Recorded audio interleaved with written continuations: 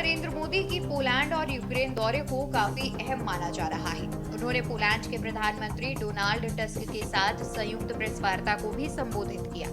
अपने उद्बोधन के दौरान पीएम मोदी ने पोलैंड के साथ भारत के मजबूत संबंधों का बखान तो किया, साथ ही इशारों इशारों में रूस और यूक्रेन को भी संदेश दे दिया। पीएम मोदी ने दो टूक लहजे में कहा कि वो शांति और स्थिरता की जल्द से जल्द बहाली के लिए डायलॉग और डिप्लोमेसी का समर्थन करते हैं। उन्होंने ये भी कहा कि भारत का ये दृढ़ विश्वास है कि किसी भी समस्या का समाधान रणभूमि में नहीं हो सकता। पीएम मोदी ने पोलैंड के साथ राजनयिक वर्षगांठ के 70 साल पूरे होने पर दोनों देशों के संबंधों को स्ट्रैटेजिक पार्टनरशिप में बदलने का भी ऐलान किया।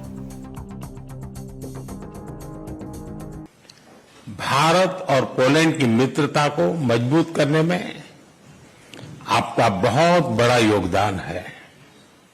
फ्रेंड्स, आज का दिन भारत और पोलैंड के संबंधों में विशेष महत्व रखता है। आज 45 साल के बाद किसी भारतीय प्रधानमंत्री ने पोलैंड का दौरा किया है। मेरे तीसरे कार्यकाल की शुरुआत में ही मुझे यह सौभाग्य मिला है। इस अवसर पर मैं पोलैंड की सरकार और यहां के लोगों का विशेष आभार व्यक्त करता हूं।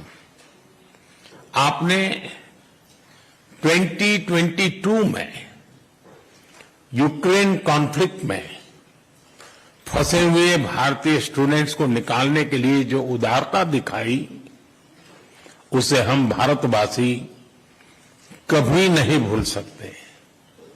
फ्रेंड, इस वर्ष हमने अपने राजनयिक संबंधों की 70वीं वर्षगांठ मना रहे हैं। इस अवसर पर हमने संबंधों को स्ट्रैटेजिक पार्टनरशिप में परिवर्तित करने का निर्णय लिया है।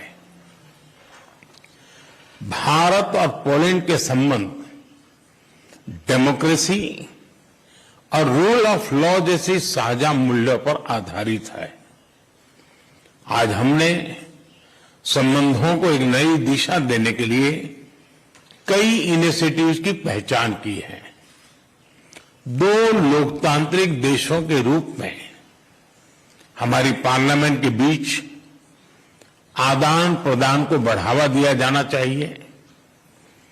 आर्थिक सहयोग को व्यापक रूप प्रदान करने के लिए प्राइवेट सेक्टर को जोड़ने के लिए काम किया जाएगा। फूड प्रोसेसिंग के लिए क्षेत्र में पोलैंड वर्ल्ड लीडर्स में से है।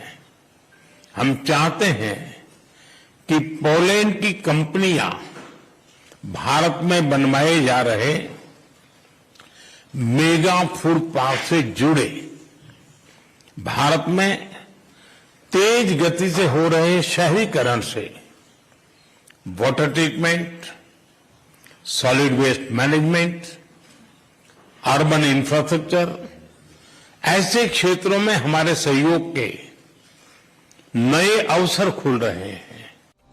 पोलैंड को लेकर बोले पीएम मोदी। पीएम मोदी ने कहा कि भारत और पोलैंड के संबंधों में विशेष महत्व रखता है। बता दें कि 45 साल के बाद किसी भारतीय प्रधानमंत्री ने पोलैंड का दौरा किया। मोदी ने कहा, इस वर्ष हम अपने राजनयिक संबंधों की 70वीं वर्षगांठ मना रहे हैं। इस अवसर पर हमने संबंधों को स्ट्रैटेजिक पार्टनरशिप में परिवर्तित करने का निर्णय लिया है। हम पोलैंड की कंपनियों को मेक इन इंडिया और मेक फॉर द वर्ल्ड से जुड़ने के लिए आमंत्रित करते हैं। पीएम मोदी ने यह भी कहा कि भारत और पोलैंड अंतर्राष्ट्रीय मंच पर भी करीबी तालमेल के साथ आगे बढ़ते रहे हैं। हम दोनों सहमत हैं कि वैश्विक चुनौतियों का सामना करने के लिए संयुक्त राष्ट्र संघ तथा अन्य अंतर्राष्ट्रीय संस्थानों में रिफॉर्म वर्तमान समय की मांग है। Clean coal technology, green hydrogen, renewable energy, artificial intelligence भी हमारी साझी प्राथमिकता के विषय हैं। हम पोलैंड की कंपनियों को make in India and make for the world से जुड़ने के लिए आमंत्रित करते हैं। फिनटेक, फार्मा, स्पेस ऐसे क्षेत्रों में भारत ने अनेक उपलब्धियां हासिल की है। हमें इन क्षेत्रों में अपना अनुभव पोलैंड के साथ साझा करने में खुशी होगी।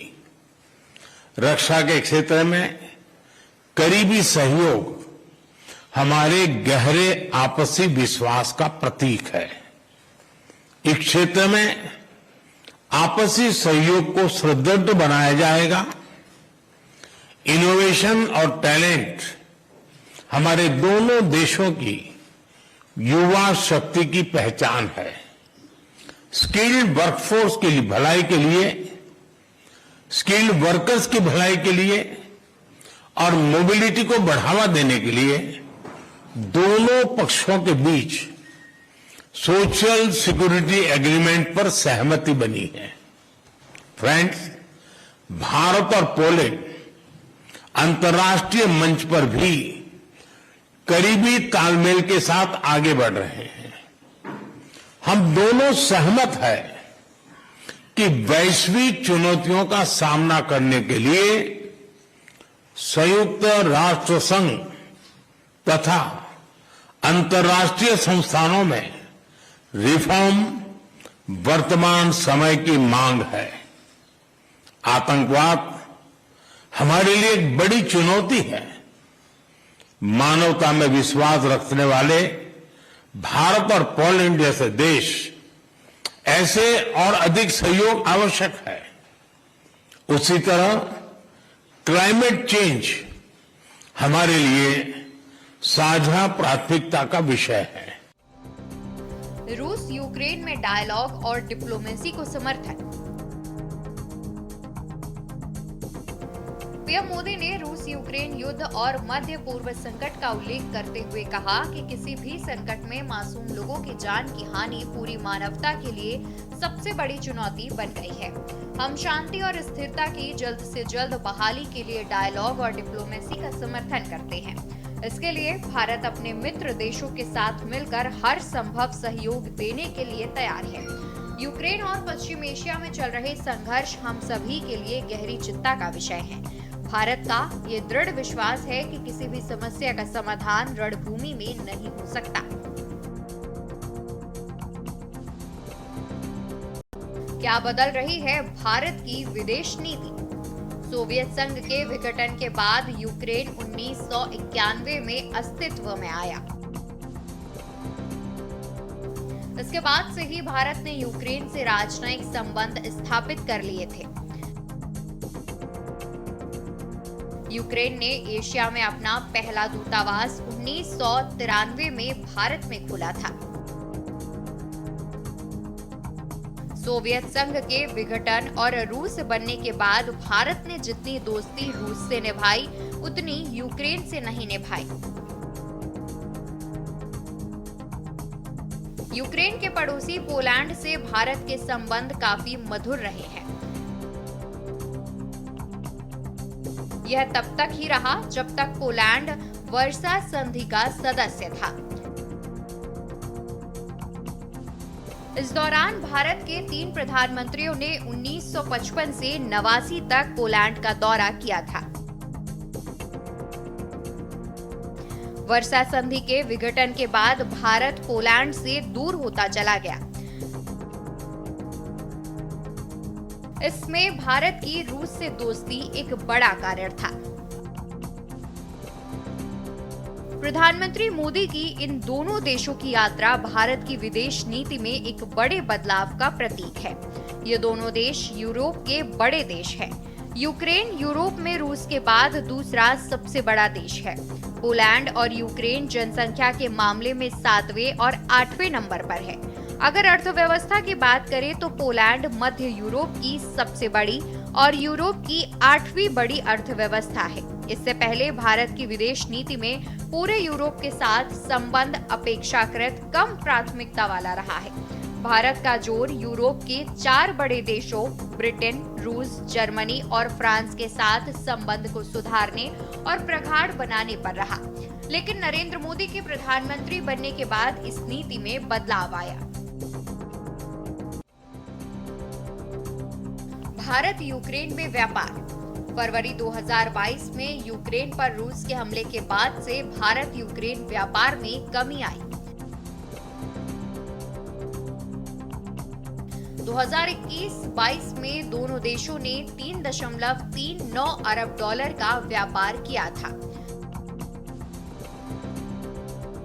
ये 2022-23 और 2023-24 में घटकर 0.78 अरब डॉलर और 0.71 अरब डॉलर रह गई।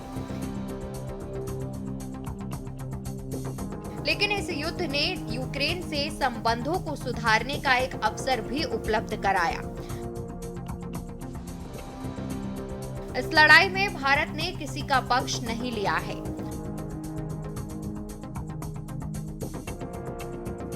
भारत ने मसले को बातचीत से हल करने की अपील की।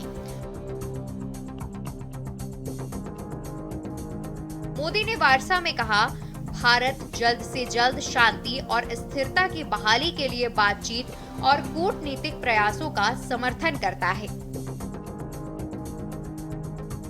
इसके लिए वो हर संभव मदद देने के लिए तैयार है। आपको बता दें कि प्रधानमंत्री नरेंद्र मोदी पोलैंड के 2 दिवसीय दौरे के बाद यूक्रेन के दौरे पर पहुंचे। वो स्पेशल रेल फोर्स 1 से कीव पहुंचे। वो लगभग 10 घंटे की ट्रेन यात्रा के बाद कीव पहुंचे। इस दौरान राष्ट्रपति जेलेंस्की से उनकी बहुप्रतीक्षित मुलाकात हुई। इससे पहले उन्होंने कीव पहुंचने पर भारतीय समुदाय के लोगों से मुलाकात की। रूस यूक्रेन युद्ध के बीच पीएम मोदी के इस दौरे को काफी अहम माना जा रहा है। प्रधानमंत्री नरेंद्र मोदी ने कीव के एवी फोमेन बोटैनिकल गार्डन में महात्मा गांधी की कांस्य की प्रतिमा पर पुष्प अर्पित किए। इस प्रतिमा को महात्मा गांधी की 151वीं जयंती पर 2020 में स्थापित किया गया था। मोदी के कार्यकाल में कितना बदलाव?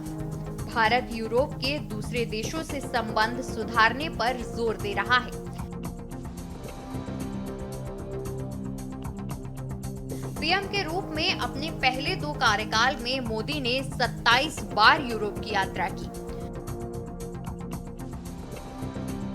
37 यूरोपीय राष्ट्राध्यक्षों और शासकों से मुलाकात की। वहीं एस जयशंकर ने विदेश मंत्री के रूप में अपने पहले कार्यकाल में 29 बार यूरोप की यात्रा की। अपने 36 यूरोपीय समकक्षों की दिल्ली में अगवानी की। क्यों अहम है पीएम मोदी की यूक्रेन यात्रा? प्रधानमंत्री नरेंद्र मोदी की यूक्रेन यात्रा को संबंधों में सुधारने की दिशा में उठाए गए कदम के रूप में देखा जा रहा है। और मैं यहाँ पे 26 ईयर से रहता हूँ यूक्रेन में। मैसेज ये है कि जैसे मोदी जी आ रहे हैं, मोदी जी से मिलना एक सपना है और मोदी जी के क्या कहते हैं भक्त हैं हम, और हम चाहते हैं कि वो यूक्रेन आए और यूक्रेन में थोड़ा वॉर के उसमें हम कुछ बात करें कि यहाँ पे जल्दी से वॉर खत्म हो, क्योंकि हमारे काफी इंडियन फैमिलीज हैं जो इस समय बिछड़ गई हैं। कुछ लोग पोलैंड में रह रहे हैं, कुछ इंग्लैंड में रह रहे हैं, हमारी फैमिली खुद इंडिया शिफ्ट हो गई है। तो हम चाहते हैं मोदी जी आए और मोदी जी यहाँ पे कुछ पीस करें, जिससे कि आने वाले टाइम में हमारी सबकी फैमिली वापस आए। प्लस यूक्रेनियन लोग बहुत अच्छे लोग हैं, यूक्रेन कंट्री बहुत अच्छी है। अगर कोई भी यहाँ पे आए कभी यूक्रेन, तो यूरोपियन कंट्री से काफी अच्छी कंट्री है यूक्रेन। दरअसल युद्ध खत्म होने के बाद यूक्रेन में होने वाली पुनर्निर्माण की गतिविधियों में भारत संभावनाएं तलाश रहा है। दोनों देशों में रक्षा सहयोग की बड़ी गुंजाइश है। भारत कृषि के क्षेत्र में यूक्रेन की महारत का भी लाभ उठा सकता है।